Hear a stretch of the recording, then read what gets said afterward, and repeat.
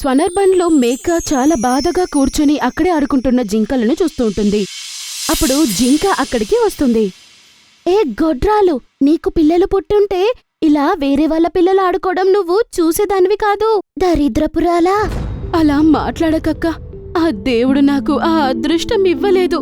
నేను గొడ్రాలిని, అది నా తప్పు కాదు కదా. నీ మాటలు వినాల్సిన అవసరం నాకు లేదు. నాకు తెలిసినది మాత్రం ఒక్కటే, నువ్వు గొడ్రాలివి అంటే గొడ్రాలివి. అది తిట్టడం వినగానే పాపం తనకి చాలా బాధగా అనిపిస్తుంది. ఓరి దేవుడా, నాకిలాంటి మాటలు విని విని నాకు తలనొప్పొచ్చేసింది. దేవుడా, నాకు బిడ్డనివ్వు, లేదంటే చావనివ్వు. అదే సమయంలో చెట్టు నుంచి కోతులు రెండు కిందకి దిగొస్తాయి. ఆ దేవుడు అభాగ్యులను ఎప్పుడూ ఆదుకోడు. దేవుడి నీకు సంతానమిచ్చేలా లేడు. బహుశా నువ్వు చనిపోవడమే నీకు మేలేమో. ఒకవేళ నువ్వు చనిపోయినా ఈ అడవిలో కూలిపోయేది ఏమీ లేదు. అది విని అది చాలా బాధపడి నది దగ్గరికి వెళ్ళిపోతుంది. దేవుడా, నేను బతికున్నా బతికుండకపోయినా ఎవరికీ ఏం బాధ లేదు. దానికి నేను చనిపోతాను. నీ దగ్గరికి నన్ను తీసుకెళ్ళిపో. అది చనిపోదాము అని వెళ్తుంటుంది. అదే సమయంలో అక్కడికి ఒక నక్క వచ్చి తన దగ్గర ఇలా అని అంటుంది. ఆగొక్క, ఆత్మహత్య చేసుకోవడం చాలా తప్పు. ఎందుకు నేను బతికుండాలి చెప్పు? అందరూ నన్ను దరిద్రం అనుకుంటున్నారు. అందరూ తిట్టడం విని విని నాకు చాలా అయిపోయింది. నేను నిన్ను అలా ఎప్పటికీ అనుకోను.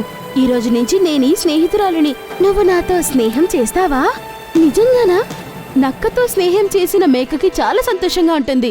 మరుసటి రోజు షేర్ సింగ్ అందరినీ సభకి పిలుస్తాడు. మహారాజా, ఈసారి కూడా వర్షం పడకుంటే చాలా సమస్య అయిపోతుంది. వర్షం కురిపించడం ఆ దేవుడి ఇష్టం. దానికి మనమేం చేయగలం? మహారాజా, నేను చిన్నవాడినైనా ఒక సలహా ఇవ్వాలనుకుంటున్నాను. చెప్పు. మనం ఒక భూతవైద్యుడిని కలవాలి. భూతవైద్యుడు మంత్రాలు చదివితే వర్షం పడవచ్చేమో, మన కష్టాలు కూడా పోవచ్చేమో. మనకు వేరే దారి కనిపించడం లేదు.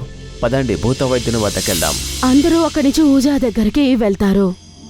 ఓం భీం క్లీం చాముండాయ నమః. ఓం భీం క్లీం చాముండాయ నమః. బాబా, మాకు మీ సహాయం కావాలి. చెప్పండి, నేను మీకోసం ఏం చేయగలను? బాబా, ఈసారి అడవిలో వర్షం గనక పడకపోతే చాలా సమస్యలు వస్తాయి. ఏదైనా పరిష్కారం చూడండి. బాబా కళ్ళు మూసుకొని ఉపాయం చూడడం ప్రారంభించాడు. అపశకునము, నీ అడవి ప్రాంతంలో ఒక అభాగ్య ప్రాణి యొక్క ప్రభావం పడింది. అభాగ్యుల ప్రభావమా? అవును, సంతానం లేని ఒక మేక యొక్క దౌర్భాగ్యం కారణంగా మీ అడవిలో వర్షాలు కురవడం లేదు. ఆ మేక దౌర్భాగ్యురాలని నేను ఎప్పటినుంచో చెప్తున్నాము. మీరు ఆ మేకని అడవి నుంచి ఎందుకు పారద్రోలటం లేదు? బేలాని అడవి నుంచి తరిమేయాలి అని అనుకుని అందరూ బేలాని కలవడానికి అక్కడి నుంచి వెళ్తారు. ఆ దౌర్భాగ్యురాల్ని ప్రవేశపెట్టండి. కాసేపట్లో మేక షేర్ సింగ్ ఉన్న అదే చోటుకి నడుచుకుంటూ వస్తుంది. చూడు మేక, నీ కారణంగా ఈ అడవిలో వర్షం పడటం లేదు. నా వల్లనా? అవును, నీ కారణంగానే. నువ్వు ఒక దౌర్భాగ్యురాలివి. నీకు సంతానం లేదు కాబట్టి. బిడ్డని ఇవ్వడం ఆ దేవుడి చేతుల్లో ఎలా ఉందో అలాగే వర్షం పడడం కూడా ఆ దేవుడి చేతుల్లోనే ఉంది. దీంతో నాకేం సంబంధం చెప్పండి? అదంతా నాకు తెలీదు. ఈ అడవి మేలు కోసం నువ్వు ఈరోజు అడవి వదిలిపెట్టి వెళ్ళిపోవాలి. ఇది నా ఆదేశం. రాజు యొక్క ఆదేశం ప్రకారం మేక ఆ అడవిని వదిలి వెళ్ళిపోతూ ఉంటుంది. ఆగు స్నేహితురాలా, నేను నీకోసం ఉన్నాను కదా. నువ్వు వెళ్ళిపోతే నేను వస్తాను. వద్దు, నువ్వు నాతో రావద్దు. శిక్ష నాకు పడింది కదా. కానీ నేను నీ స్నేహితురాలిని. వద్దు, నువ్వు నాతో పాటు రాకు. నీతో పాటు నేను రాకపోతే ఏంటి? నాతో పాటైనా నువ్వు రావచ్చు కదా. ఏమంటున్నావు నువ్వు? అడవి బయట ఒక గుహలో నా స్నేహితులున్నారు. మనము అక్కడికే వెళ్దాం, సరేనా? ఇలా వాళ్ళిద్దరూ అక్కడి నుంచి గుహ వైపు వెళ్తూ ఉంటారు. వెళ్తూ ఉండే సమయంలో ఒక చీత బాబాని చంపడానికి పోతుంది. మనుషుల్ని తినక చాలా కాలమైంది. ఈరోజు నిన్ను తిని నా ఆకలి తీర్చుకుంటాను. నేను అడవిలో ఉన్న వాళ్ళందరికి సాయం చేశాను. దానికి బదులుగా నువ్వు నాతో ఇలా చేస్తావా? మేము చిరుతలం కూడా మీ మనుషుల్లాగే ఎప్పుడూ మోసం చేస్తూ ఉంటాము. మోసం చేయటం మాకు అలవాటే. ఆ చీత బాబాని చంపడానికి వెళ్లే సమయంలో అక్కడికి వాళ్ళిద్దరూ వచ్చేశారు. ఆగు చీత, ఆగు.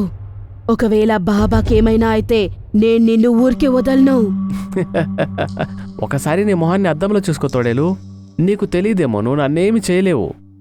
అవును, నేను నిన్ను ఏమీ చెయ్యలేను. కానీ ఈ విషయాన్ని నేను షేర్ సింగ్ దగ్గర చెప్పగలను కదా. నువ్వు నన్ను కొట్టావని ఒకవేళ షేర్ సింగ్కి తెలిస్తే ఏమవుతుందో నువ్వొక్కసారి ఆలోచించు. సరే సరే, నేను షేర్సింగ్తో పగ పెంచుకోలేను కాబట్టి వెళ్తున్నాను. బాబా, మీ యొక్క శక్తులను ఉపయోగించి వాణ్ణి మీరు నాశనం చేసుండొచ్చు, కాని మీరెందుకు అలా చేయలేదు? ఎందుకో తెలుసుకోవచ్చా? కేవలం మంత్రాలతో ఇప్పటివరకు ఏదైనా మేలు జరిగిందా? కాని అలాంటి పెద్ద శిక్ష నాకు మాత్రం ఎందుకిస్తున్నారు బాబా? పొరపాటు జరిగిపోయింది. కాని మీ యొక్క తప్పు వల్ల తనని దరిద్రమని అనుకొని అడవి నుంచి అందరూ తరిమేశారు. కాని మంచి విషయమేంటంటే నక్క మంచు మనసుతో అడవి బయట ఉన్న ఒక గుహతో వాళ్ళ స్నేహితులున్నారు, అక్కడ తీసుకెళ్తుంది. మనము ఇప్పుడు మాట్లాడే ప్రయోజనం లేదు. పద, మనము గుహ వైపు ప్రయాణం చెయ్యాలి కదా. నక్క మేకను తీసుకొని గుహ వైపు వెళ్తుంది. గుహ లోపలికి వెళ్ళిన వెంటనే, చూడండి స్నేహితులారా, ఎవరిని తీసుకొచ్చానో నేను. చీతని గుహలో చూసిన వెంటనే మేక చాలా షాక్ అయిపోతుంది. ఇది మనము అక్కడ చూసాం కదా, అదే ఋషిని చంపడానికి వెళ్ళింది, అదే చీత కదా? అవును, నేను ఆ చిరుతనే. కానీ నువ్వు ఇక్కడేం చేస్తున్నావు? ఏం చెప్పమంటావు? నేను ఒకవేళ బాబాని గనక కొడితే అక్కడ షేర్సింగ్కి తెలిసిపోయేది. కానీ ఇక్కడ నిన్ను చంపితే అది ఎవరికీ తెలియదు. నక్క, నువ్వెందుకు నన్ను ఇలా మోసం చేశావు? తోడేలు ఏం చెప్తుంది చెప్పు. నిన్నిక్కడికి తీసుకువచ్చే ఉపాయం చేసిందే తోడేలు. అది విని మేకకి చాలా బాధేస్తుంది. అయితే నువ్వు నా స్నేహితురాలివి కాదా? నేను నీతో స్నేహం చేయకపోతే నువ్విక్కడికి ఎప్పటికీ రావు. స్నేహం పేరు మీద నన్నిలా మోసం చేస్తావా? ఇది అడవి కదా మేక, జీవించాలంటే మనం మోసం చెయ్యాల్సిందే. మిత్రులారా, బాగా ఆకలిగా ఉంది, తొందరగా దీన్ని చంపేయండి అయ్యా. వాళ్ళు ముగ్గురు బేలా మేకని చంపడానికి ముందుకు వెళ్తారు. అక్కడికి అప్పుడు షేర్సింగ్ వచ్చాడు. ఆగండి, అంత తొందర కూడా ఏంటి? షేర్సింగ్ మీరా?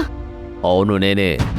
సమయానికి బాబా గనక వచ్చి నాకు చెప్పి ఉండకపోతే ఈరోజు మీరు ఈ మేకని చంపేసి ఉండేవాళ్ళు. ఈ దరిద్రపు మేకని చంపుకొని తినడంలో తప్పేమి ఉంది షేర్ఖాన్? సంతానం లేకుండా ఉండటం దౌర్భాగ్యం కాదు, మూఢనమ్మకాల్ని నమ్మడం దౌర్భాగ్యము. మీరు చిరుతతో కలిసి బాబాని వదిలేసినట్టు డ్రామా ఆడారు కదా, అప్పుడు మీకు అనిపించి ఉంటుంది మేకని చంపే ఉపాయం సఫలమైందని అనుకున్నారేమో. కానీ మీ వల్ల ఒక తప్పు జరిగిపోయింది. మీరిద్దరూ మేకని చంపడానికి ఉపాయం చేసేటప్పుడు నేను ఆ విషయాన్ని వినేశాను. మేక యొక్క నమ్మకాన్ని గెలవాలంటే బాబాపై నువ్వు అటాక్ చేయి. అదే సమయంలో నేను అక్కడికొచ్చి షేర్ఖాన్ యొక్క పేరుని చెప్పి నిన్ను భయపెట్టి అక్కడి నుంచి తరిమేస్తాను.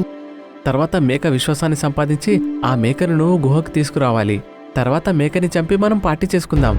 కానీ మీరు ఆడిన డ్రామా అంతా తెలిసాక బాబా వచ్చి విషయం నాకు చెప్పేశారు, మరియు దాన్ని బతికించడానికి మేము ఇక్కడికి వచ్చాం. మేము తప్పు చేశాము, మమ్మల్ని క్షమించండి. షేర్సింగ్ తప్పు చేసిన వాడిని క్షమిస్తాడేమో కానీ ద్రోహం చేసిన వాడిని కాదు. ఈ రోజు నుంచి ఈ అడవి నుంచి మీ ముగ్గురిని వెలివేస్తున్నాం. ఇక మేకని సగౌరవంగా మా అడవిలోకి తీసుకెళ్తాం. డైలాని క్షమించి మీరు మా జాతికి జీవనదానం చేశారు మహారాజు గారు. షేర్సింగ్ మహారాజ్కి జై. మరియు బేలాని మర్యాదతో పాటు అడవికి తీసుకొచ్చారు. బేలా ఆ అడవి లోపలికి కాలు పెడుతుందో లేదో అడవిలో వర్షం పడడం ప్రారంభిస్తుంది. చూసారా, నేను చెప్పాను కదా, సంతానం లేకుండా ఉండడం దౌర్భాగ్యం కాదు, మూఢనమ్మకాల్ని నమ్మటమే అసలైన దౌర్భాగ్యం. అప్పటినుంచి బాబా మూఢనమ్మకాల్ని నమ్మడం ఆపేశాడు. మరియు కొన్ని నెలల్లోనే బేలా మేక చిన్న మేకపిల్లకి జన్మనిచ్చింది. మరియు వాళ్ళు సంతోషంగా జీవించారు. మీకు గనక మా వీడియో నచ్చింది అంటే ప్లీజ్ మా ఛానల్ని సబ్స్క్రైబ్ చేయండి. అలాగే ఈ వీడియోని లైక్ చేయండి, అలాగే షేర్ కూడా చేయండి. ధన్యవాదములు.